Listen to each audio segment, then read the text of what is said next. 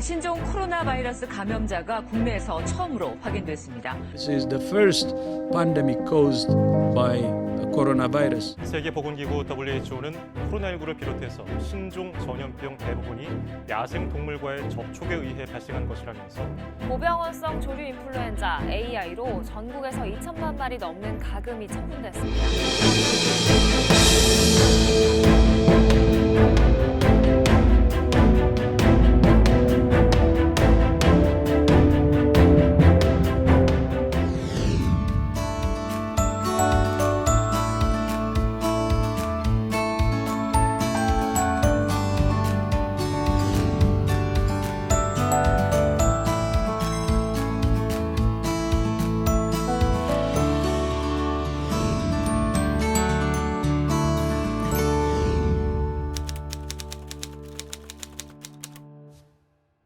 야생생물을 매개로 하는 질병도 일종의 생물 다양성 측면에서는 하나의 어떤 생태적 메커니즘으로 설명할 수 있습니다. 가장 쉽게 생각할 수 있는 거는 이 질병, 즉 바이러스 자체도 하나의 생물로서 바이러스가 어떤 좀 그 수를 늘리거나 생존하기 위해서는 다양한 숙주를 찾아야 되고 그 숙주로부터 많은 숙주를 확보하는 게 하나의 생존 전략이라고 할 수 있습니다. 비슷한 논리로서 이제 겨울철 철새들이라든가 혹은 아프리카 돼지열병을 유발하는 멧돼지와 같이 이런 숙주 생물들에 대한 연구도 많이 필요로 한데요. 이러한 질병을 예방하기 위해서 지금까지의 전략은 어떤 야생조류라든가 철새들을 좀 못 오게 막거나 또는 아프리카 돼지열병들이 확산되는 것을 막기 위한 전략을 그동안 우리가 해왔었습니다. 근데 유럽에서 아프리카 돼지열병과 관련해 가지고 새로운 연구 내용을 보게 된다면 철저히 멧돼지를 죽이는 전략을 취한 곳과 반대로 그렇지 않은 지역을 비교를 해봤더니 시간이 지나면 결국은 남아있는 멧돼지 수는 거의 동일하다라는 것을 확인할 수 있었습니다. 그 얘기는 뭐냐면 우리 사람의 입장에서 아프리카 돼지열병은 질병으로서 다가오지만 멧돼지 또한 동일한 질병에 노출되기 때문에 그들의 수 조절에도 영향을 받게 될 것이고 이는 결국 우리가 야생생물을 매개로 하는 질병에 대한 어떤 예측이라든가 대응 전략을 수립함에 있어서는 이런 야생생물의 어떤 생물 다양성 측면에서 접근하는 게 필요하다라는 어떤 의미를 가지게 되고 그걸 토대로 해서 본 연구를 시작을 하게 됐습니다. 자연과 사람 그리고 환경 이러한 것들이 이제 하나로 연결되어 있다라고 하는 것이 원헬스에 대한 개념입니다. 이러한 진정한 원헬스의 기반에 따라서 어떤 생태적인 영향과 생물 다양성 기반의 연구로서의 어떤 접근이 필요하다라는 것을 토대로 본 연구를 기획하게 되었습니다. 또 다른 측면에서는 이러한 생물 다양성에 대한 평가 결과들이 어떤 공간적으로 구현되는 부분이 상당히 미흡한 점도 있었습니다. 자연 생태계 어떤 생물들이 분포하고 서식하는지에 대한 조사는 오랜 기간 동안 연구가 조사가 되어 왔었습니다. 근데 이러한 결과를 분석하고 그리고 쉽게 접근할 수 있는 어떤 공간적인 어떤 결과물들이 사실 좀 미흡한 부분이 없지 않았습니다. 본 연구는 이제 어떤 질병에 대한 부분도 있으면서 동시에 어떤 생물 다양성적인 측면의 평가까지 함께 접목됨으로써 여러 가지 어떤 정책적으로 대응할 수 있는 기반이라든가 어떤 사전 예방적으로 우리가 준비할 수 있는 이런 것들에 필요한 내용들을 제공하는 것을 목적으로 과제를 추진하게 되었던 부분이 있습니다.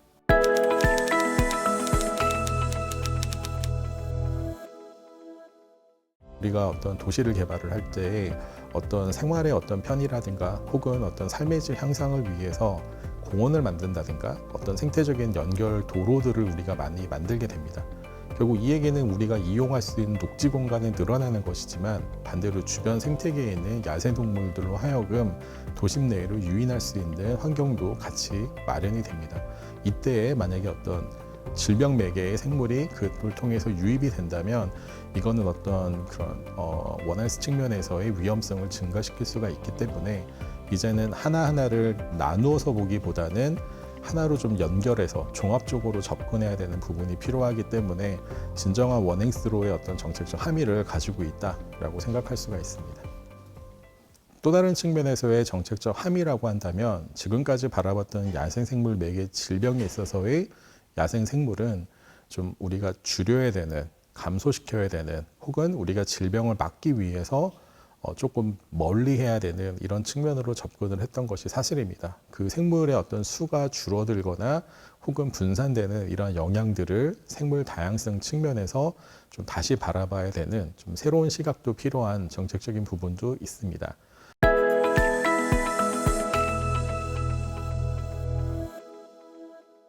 이번 연구는 시작한 지 1년 9개월 정도, 그러니까 2000년도가 거의 이제 끝나가는 시점입니다. 가장 우선적으로 봐야 됐었던 어떤 기반 체계를 좀 정립하고자 위해서 앞서 설명드렸던 이러한 생물 다양성 기반의 현황들, 그리고 여태까지 야생 생물을 매개로 하는 질병에 대해서 어떠한 정책과 어떠한 연구들이 수행이 되었는지를 종합적으로 먼저 정리를 해보았습니다. 그 결과 이제 초창기, 그러니까 조류 인플루엔자의 경우는 초반에는 대부분 어떤 백신이라든가 피해로부터 빨리 회복되기 위한 정책이나 연구가 많이 집행이 되었고요. 그 이후부터는 서서히 어떤 대응이라든가 사전에 어떤 예방하는 측면으로 집행된 것을 확인할 수가 있었습니다. 이러한 정책적인 기반을 토대로 해서 앞서 설명드렸던 여태까지 연구되지 못했던 어떤 생물 다양성 측면의 공간적인 현황에 대해서도 분류견별로의 어떤 연구를 시작을 했습니다.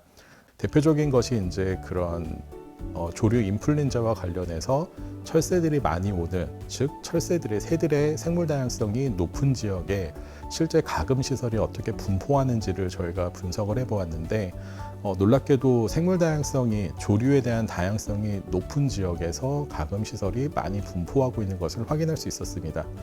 이는 해당하는 지역에서의 어떤 좀 영향 최소화를 위한 어떤 집중이 필요하고, 반대로 신규로 가금 시설이 만들어질 때에는 어떤 조류 다양성이 높지 않은 지역으로 유도하는 어떤 정책적 방향이 필요하다라는 근거 자료를 저희가 연구 성과로 도출을 했습니다. 더불어 앞서 설명드렸던 야생생물 매개 질병과 관련해서 우리 사람 입장에서의 어떤 영향, 그리고 야생생물 입장에서의 어떤 질병의 확산 등을 우리가 구분지어야 한다고 이야기를 했는데요. 조류 인플루엔자와 관련해서 가금 시설을 담당하는 농림부와 그다음에 야생생물을 담당하는 환경부의 입장에서의 서로 다른 전략과 다른 정책 방향이 필요하다라고 하는 부분을, 특별히 조류 인플루엔자 SOP 내용에 대해서 개선 방안을 제안한 바도 있습니다. 이러한 식의 어떤 공간적인 결과물은 향후 알려지지 않은 야생동물 매개 질병들의 국내 유입과 확산에 있어서 사전에 대비하고 예측할 수 있는 부분에서 도움을 줄 수 있고, 이러한 결과들은 정책적 또는 연구 측면에서도 활용성이 되게 높다라고 볼 수 있습니다. 더불어서 이러한 공간적인 생물 다양성의 평가 결과는 새로운 어떤 신규 사육시설들에 있어서의 환경영향 평가에 있어서도 제도적으로 개선할 수 있는 어떤 과학적 근거로서도 제공될 수 있다는 측면이 2000년도 연구 성과로 볼 수 있을 것입니다.